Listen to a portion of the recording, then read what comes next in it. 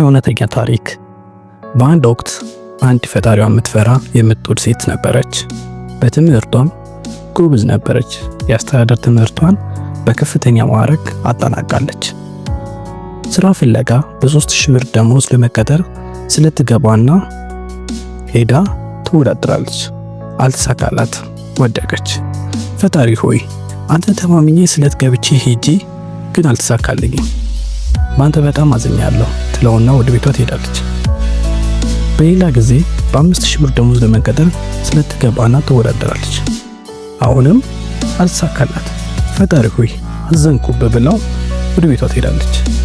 አሁንም የ8000 ብር ውድድር ወጥቶ ተወዳድራ አልተሳካላት። እንደተለመደው ፈጣሪ ሆይ ከዚህ በኋላ ያንተ ነገር ቆርጦልኛል፣ እስከዛሬ አንተን ስወድህና ስፈራክ የኖርኩት ለከንቱ ነበር ብላ ወደ ቤቷ ትሄዳለች።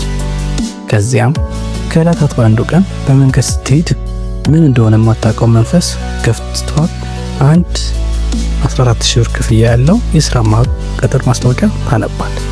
በውድድሩም ትሳተፍና ታሸንፋለች፣ ትቀጠራለች። በዚህ ጊዜ በጣም አዝና በደስታ እያለቀሰች ሄድና ፈጣሪ ሆይ ለካ እስከዛሬ ስትለኝ የነበረው የዛሬውን የተሻለ ፍሬ እንድበላ ነበር ብላ ምህረት ጠይቃ ንስሐ ገባች። ይሄው ዛሬ ከተቀጠረ 6 ዓመቷ በስራዋ የተዋጣላት ሰራተኛ ሆና ትገኛለች። እና ምን ለማለት ፈልጌ ነው? ፈጣሪን ከስሜታዊነት በላይ አድርገን መገንዘብ ይኖርብናል።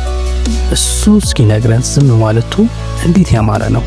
ላንተ ያላትን እንጀራ ይዘገይ ይሆናል እንጂ ካንተ ውጪ ማንም አይበላትም።